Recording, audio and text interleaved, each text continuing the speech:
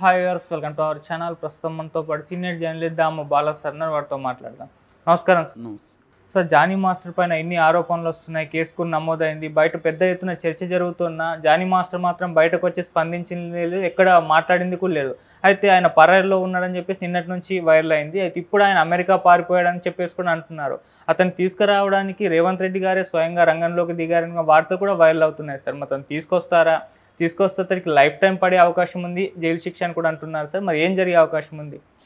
ఈ కేసు కానీ నిజంగా లాజికల్గా కానీ ముందుకెళ్తే ఆ అమ్మాయి కానీ ప్రూవ్ చేయగలిగితే ఇతను నన్ను ఎప్పటి నుంచో అరెస్ట్ చేస్తున్నాడని ఖచ్చితంగా ఇతని మీద పెట్టిన సెక్షన్స్ బట్టి ఇతనికి లైఫ్ పడే అవకాశం అయితే ఉంది. అంటే ఏమేమి సెక్షన్స్? 376 అనేది 10 ఏళ్ల వరకు జైలు శిక్ష పడుతుంది. అది వచ్చి 376 అంటే కేసు అనమాట.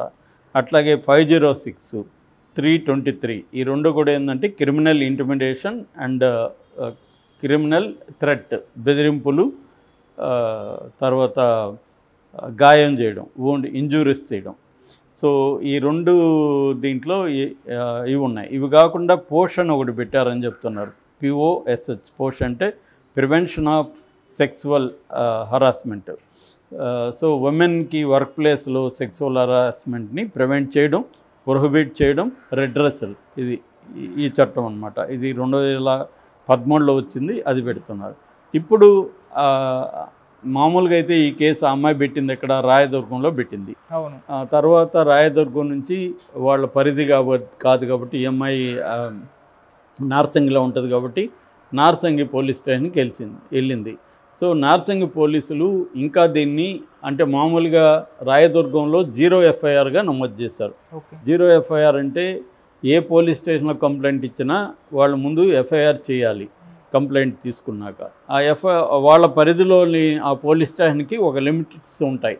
ఆ లిమిట్స్లో లేని కేసు వచ్చినప్పుడు వాళ్ళు రెగ్యులర్ FIR కాకుండా 0 FIR అంటారు. ఆ 0 FIR చేసుకున్నాక దీన్ని ఏ లిమిట్స్లో వీళ్ళు ఉన్నారో ఆ లిమిట్స్ ఉన్న పోలీస్ స్టేషన్కి ట్రాన్స్ఫర్ చేస్తారు. అక్కడ వాళ్ళు మళ్ళీ ఏం చేస్తారంటే వాళ్ళు ప్రైమరీ ఇన్వెస్టిగేషన్ చేస్తారు. అంటే FIR చేయడానికి తగిన వ్యవహారాలు ఉన్నాయా లేదా అనేది ప్రైమా ఫేసి ఎవిడెన్స్ వాళ్ళు చూస్తారు. సో ఇప్పుడు అలాగా ఇది నార్సింగ్ పోలీస్ స్టేషన్కి వెళ్ళింది. నార్సింగ్ పోలీసులు ఏంటంటే అమ్మాయితో మాట్లాడడానికి ట్రై చేస్తున్నాము, ఇంకా డీటెయిల్స్ లేవు కాబట్టి మేము ఇంకా రెగ్యులర్ FIR ఇంకా ఫైనల్ చేయలేదని అంటున్నారు. చెప్పడానికి వాళ్ళు ఇష్టపడట్లేదు ఇన్ఫర్మేషన్ ఇవ్వడానికి. అందుకనే వాళ్ళు ఇమీడియట్గా అతను పట్టుకోవడానికి ట్రై చేయలేదు. మామూలుగా అయితే ఇలాగ చేసినప్పుడు వాళ్ళు ఇన్వెస్టిగేట్ చేస్తారు, అతను అదుపులోకి తీసుకుంటారు, ఇవి జరుగుతుంటాయి. ఇక్కడ ఏంటంటే ఎటువైపు నుంచి ప్రెజర్ అనే దాన్ని బట్టి మనకు ఉంటుంది. ఇక్కడ ఆల్రెడీ అల్లు అర్జున్ అమ్మాయి వైపు రంగంలోకి దిగినట్టుగా తెలుస్తుంది. ఇటువైపు పవన్ కళ్యాణ్ కూడా రంగంలోకి దిగాడు ఇండైరెక్ట్గా.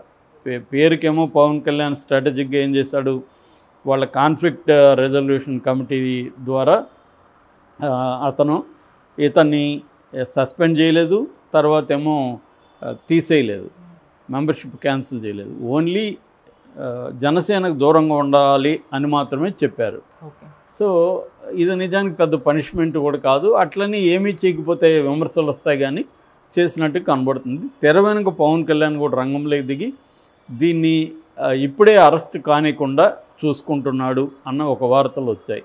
ఎందుకంటే మామూలుగా అయితే ఇప్పుడు 3 రోజులు అయిపోయింది ఈమె కంప్లైంట్ ఇచ్చి, ఈ పాటికి అతను అదుపులోకి తీసుకోవాలి, అతను వేరే బోర్డ్స్ తెలియాలి.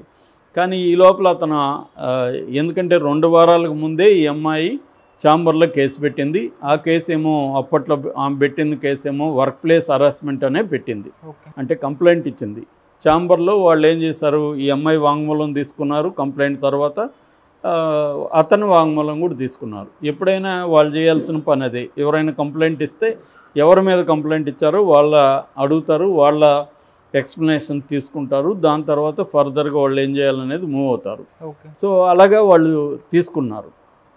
తీసుకున్న తర్వాత ఇతనికి అర్థమైంది ఈ అమ్మాయి వెంట ఎవరో పెద్దవాళ్ళు వచ్చి ఈ అమ్మాయిని ప్రెజర్ చేస్తున్నారని ఇతనికి అర్థమయ్యి ఈ అమ్మాయి పోలీస్ కంప్లైంట్ ఇవ్వకముందే ఇతను అమెరికా వెళ్ళిపోయాడని చెప్తున్నారు. అందుకే ఇతను స్పందించలేకపోతున్నాడు. ఇక్కడే ఉంటే ఇతను ఈ పాటికి స్పందించేవాడు. అమెరికా వెళ్ళిపోయి తన అడ్వకేట్ల ద్వారా అతను ఏంటంటే ముందస్తు బెయిల్కి ట్రై చేస్తున్నాడు. ముందస్తు బెయిల్ వచ్చేస్తే అతను ఇండియాకి వస్తాడు లేకపోతే కొంతకాలం అక్కడే ఉంటాడు. ఇదంతా ఇప్పుడు ఎతకడానికి టైం పడుతుంది. ఇప్పుడు మనకు తెలుసు ఆడ ప్రభాకర్ రావు ఫోను ట్యాపింగ్ కేసులు ఇప్పటివరకు వాళ్ళు ఏం పట్టుకురాలేదుగా అమెరికా నుంచి. సో అంత ఈజీ కాదు అమెరికాకి వెళ్ళి పట్టుకురావడం.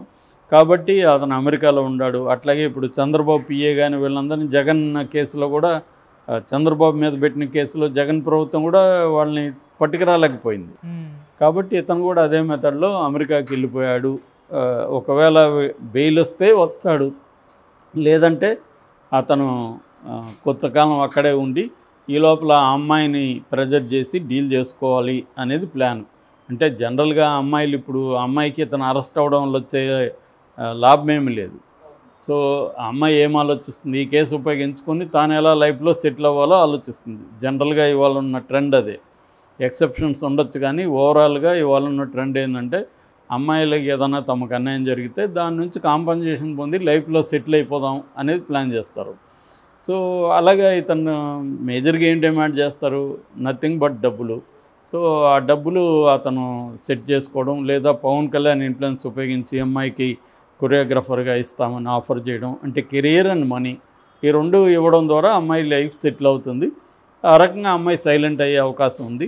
మెల్లగా కేసు విత్డ్రా అవుతుంది. ఈ లోపల మీడియా అటెన్షన్ పోతుంది. ఇంకేదో మనం అంతా మీడియా ఇంకేదో దాని మీద పడతాము. ఈ లోపల అది పోతుంది. మొన్నటి వరకు సత్యవేడు కేసు ఏమైంది, సత్యవేడు ఆదిమూలం కేసు 2 రోజులు ప్లేరప్ అయింది. వాళ్ళు సస్పెండ్ చేశారు.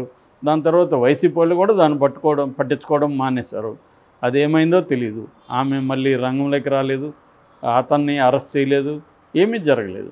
ఇలాగే అవుతుంది ఇది కూడా. జానీ మాస్టర్ కేసు కూడా వీళ్ళు తెర వెనుక ఎవరి ప్రయత్నాలు వాళ్ళు చేస్తారు. ఈ అమ్మాయి వెనుక స్ట్రాంగ్ ఫోర్సులు ఉంటే ఈ అమ్మాయి కూడా గట్టిగా నిలబడితే అతను అరెస్ట్ అవుతాడు, అతను పట్టుకొస్తారు. కానీ ఇక్కడ ఉండేది ఎవరు, రేవంత్ రెడ్డి ప్రభుత్వం. మొన్ననే పవన్ కళ్యాణ్ వచ్చి రేవంత్ రెడ్డిని కలిసిపోయాడు. దాని తర్వాత చిరంజీవి వచ్చి రేవంత్ రెడ్డిని కలిశాడు. సో రేవంత్ రెడ్డి ప్రభుత్వం ఇక్కడ ఉన్నప్పుడు, రేవంత్ రెడ్డికి చిరంజీవి అండ్ పవన్ కళ్యాణ్ ఫ్రెండ్స్ అయినప్పుడు, ఇక్కడ రేవంత్ రెడ్డి ఒకప్పటి గురువే అక్కడ సీఎం అయినప్పుడు వీళ్ళు ఎందుకు దీన్ని వదిలేస్తారు? రెండోది అవతల అల్లు అర్జున్ వైసీపీ ఉంది. సో వాళ్ళు ఉన్నప్పుడు వీళ్ళు ఎందుకు ఎంటర్ కాకుండా ఉంటారు? ఖచ్చితంగా పవన్ కళ్యాణ్ ఎంటర్ అవుతాడు, రేవంత్ రెడ్డి ద్వారా ప్లాన్ చేస్తాడు. రేవంత్ రెడ్డి రంగంలోకి దిగింది ఇతను పట్టుకురావడానికి కాదు, రంగంలోకి దిగుంటే ఇతన్ని సేవ్ చేయడానికే. పట్టుకొని రావడానికి ట్రై చేస్తున్నట్టు బిల్డప్లు ఇవ్వచ్చు. ఇప్పుడు ప్రభాకర్ రావును కూడా మేము పట్టుకొచ్చేస్తాం అది ఇది అన్నారు, ఇప్పటివరకు కాలేదు. ఇదంతా ఏంటంటే ఆ కేసుని తాము ఎట్లా డీల్ చేయాలనే దానికి వాళ్ళకి ఒక స్ట్రాటజీ ఉంటుంది. ఒకేసారి అతన్ని కాపాడితే ఇబ్బంది కాబట్టి అతను పట్టుకోవడానికి ట్రై చేస్తున్నట్టు సీరియస్గా ఉన్నట్టు ఒక పక్క బిల్డప్ ఇస్తూ మెల్లగా చల్లగా అతన్ని సేవ్ చేయడానికి ఏమేమి మెథడ్స్ చేయాలి అనేది ఒక ప్లాన్ వేసుకుంటారు. ఒకటి, పోలీసుల్ని ఇమ్మీడియట్గా స్పందించకుండా ఆపడం. పోలీసులు ఏం మాట్లాడతారంటే మాకు ఇంకా కంప్లీట్ ఇన్ఫర్మేషన్ రాలేదు, అతన్ని అరెస్ట్ తగినంత సాక్ష్యాలు ఇంకా దొరకలేదు అని చెప్తుంటారు. వీళ్ళు అరెస్ట్ కావాలంటేమో సాక్ష్యాలు ఉన్నాయని చెప్తారు, అరెస్టు చేయొద్దు అనుకుంటేమో మాకు తగిన సాక్ష్యాధారాలు లేదు, ఇంకా మేము ప్రయత్నిస్తున్నాం అని చెప్తారు. మీడియాతో కూడా మాట్లాడరు. మామూలుగా అయితే పోలీసులు అత్యుత్సాహంతో మీడియాతో మాట్లాడతారు, కానీ ఈ కేసులో మాట్లాడట్లేదు. నిన్న కూడా ఒక జర్నలిస్ట్ ఫోన్ చేసి అడిగితే మేము దీని మీద ఏం చెప్పలేమని నార్సింగ్ పోలీసు సిఐ చెప్పాడని చెప్తున్నారు. అంటే వీళ్ళు క్లియర్గా ఇతన్ని కాపాడడానికి రంగంలోకి దిగినట్టుగా అర్థమవుతుంది. సో ఈ లోపల ఆ అమ్మాయితో కూడా డీల్ చేస్తారు. ఆ అమ్మాయికి డబ్బులు ఇవ్వడమా, లేకపోతే ఆ అమ్మాయి కెరీర్కి సంబంధించి గ్యారంటీలు ఇవ్వడము, ఇవన్నీ చేస్తారు. పవన్ కళ్యాణ్ సినిమా ఫీల్డ్లో ఆయనకి ఇన్ఫ్లుయెన్స్ ఉంది, త్రివిక్రమ్ ఉన్నాడు. సో తన మెగా కాంపౌండ్ ఉంది, వాళ్ళే ఒక 10 మంది హీరోలు ఉన్నారు. వాళ్ళ సినిమాలు అన్నింటిలో దేంట్లో కొరియోగ్రాఫర్గా పెడతారు ఈమెకి ఒక మంచి సీనియర్ అసిస్టెంట్ని పెడతారు. అదేం పెద్ద విషయం ఏముంది. సో అలాగే మేము మెల్లగా కొరియోగ్రాఫర్గా ఎదుగుతుంది.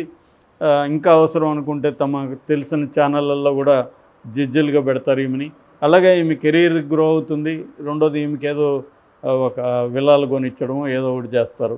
ఆ రకంగా ఆమె జరిగినప్పుడు ఆమె కూడా తనకి ఇక్కడ నిజంగా లైంగిక వేధింపులు జరిగిందనేది అబద్ధం. ఎందుకంటే 5 ఏళ్ళుగా జరగదు కదా, అంటే ఒకసారి జరుగుతుంది. 5 ఏళ్ళుగా జరుగుతూ ఉందంటే అది ఏదో ఒక ఎక్సెప్షనల్ కేసుల్లో మాత్రమే, అంటే నీకెవరు లేకుండా నిన్ను